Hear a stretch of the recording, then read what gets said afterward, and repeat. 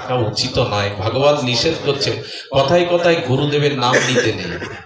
এতে কি হয় জানেন, আমার গুরুদেব বৃন্দাবনের মহন্ত, কিছুটা অভিমান প্রকাশ করা হয়। শ্রী গুরুদেবের নাম নিলে, বড় পুত্রের নাম নিলে, স্ত্রী স্বামীর নাম নিলে তার কিছুটা আয়ুশ্রী নষ্ট হয়। এই জন্য শ্রীপাদ পদ্ম, পরম আরাধ্য, এইসব শব্দগুলো প্রয়োগ করা হয়। তো সুধী ভক্তগণ, এখানে রাধারানীর করুণাকে নিয়েই গোবিন্দ অমুক্ত লাদিনী শক্তির দ্বারা আনন্দ পাচ্ছেন, আবার ভক্তকেও যে আনন্দ গোবিন্দ দিচ্ছেন সেটাও লাদিনী দ্বারায়। রাধা কৃষ্ণ প্রণয় বিকৃতি লাদিনী শক্তি, এই শক্তি আনন্দ দেয়নি রাধা। আর রাধার নাম কেন নেয়নি? একদিন যদি কোনো শুদ্ধ ভক্ত তার নিরপরাধ প্রেমময় জিহ্বায় রাধা নাম উচ্চারণ করে, তবে তিনি সমাধিস্থ হয়ে যাবেন, আর তার কথা বলার ক্ষমতা থাকবে না। এই জন্য সুখদেব গোস্বামী কাচিত বলেছেন, ব্রজবধূ বলেছেন, নাম নেননি। শুধু ভক্তগণ, সেই রাধারানী বলছেন, যমুনা না থাকলে আমি যাব না, গিরিরাজ না থাকলে যাব না।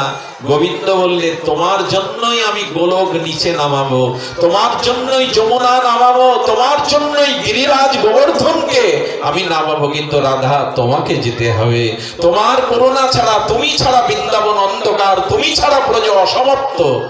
তাই রাধারানী বললেন, যদি যমুনা থাকে, যদি গিরিরাজ থাকে, যদি বন থাকে বৃন্দাবনের, তবে আমি যাব।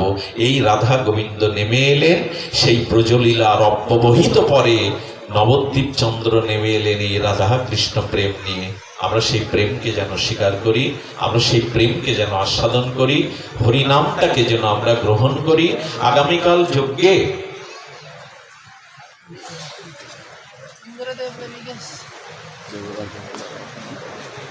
শুধু ভক্তগণ, বাবা বললেন, এত কথা শোনার পরে যদি গৌর আবির্ভাব তিনি আমরা একটু অর্ধেক পালন না করি, এটা পড়তে হবে। বৃষ্টির জন্য ভাববেন না, আমি আশা করছি ভাগবত দিয়ে, এত সাধুর কৃপা দিয়ে শুরু হলো, কালকের যজ্ঞের দিন আপনাদের ভালোই যাক, এটাই প্রার্থনা করি। গৌর গোবিন্দ আপনাদের যজ্ঞে আনন্দ কাটাক, পরমানন্দ হোক, এখানে মহাপ্রভু নিতাই চাঁদের কৃপা হোক, এই প্রার্থনা করে গৌর পূর্ণিমা তিথি যাতে আপনারা সকলে একটু পালন করবেন। সন্ধ্যাবেলা পঞ্চামৃত দিয়ে একটু ফলের নির্যাস দিয়ে মহাপ্রভু একটু অভিষেক করবেন। ওই দিন অন্তত একটু উপবাস আদি থাকবেন, একটু হরিনাম বেশি করে জপ করবেন। পারলে যদি সাধু সঙ্গে হরিকথা হয়, এটা অবশ্যই লুটে নেবেন সেই দিন। তেমনি করেই যেন গৌরকে আমরা না ভুলি। গৌর নিতাই চরণ কৃপায় আমাদেরকে ব্রজপ্রেম দেবে। আজ এইটুকুই। সকলকে প্রসাদ পাওয়ার আহ্বান জানিয়ে, কত দূর থেকে এই আবহাওয়ার মধ্যেও যারা এসেছেন, আমরা তাদের চরণে ঋণী হয়ে থাকলাম, তাদের কাছে চিরকৃতজ্ঞ হয়ে থাকলাম। আপনারা ভালো থাকুন, সুস্থ থাকুন, আনন্দে থাকুন, এই প্রার্থনা করে আজকের মতো ভগবান এখানেই পূর্ণ বিশ্রাম।